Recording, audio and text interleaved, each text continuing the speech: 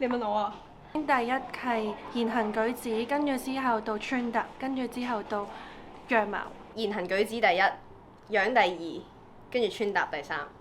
我會排樣啦、樣啦，同埋樣啦。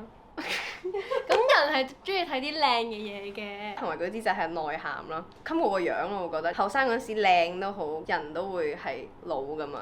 佢平時嘅待人處事，如果佢好靚仔，但係佢份人好乞人憎嘅咧，我都會好憎咯。個性格係好，或者佢本身個人係好，係緊要啲嘅。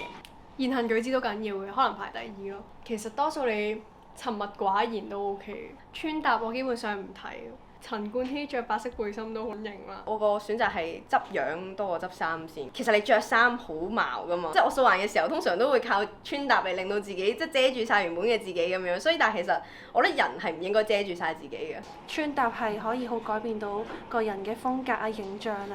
個樣唔靚，但係都可以透過着衫穿搭嚟令到自己加分。因為正常係街邊啲人先會望到佢全身，我咁近社交距離咁同佢相處，我淨係望到佢個樣啫嘛，我又唔會咁樣。同埋可能佢喺屋企唔着衫，所以都唔需要穿搭。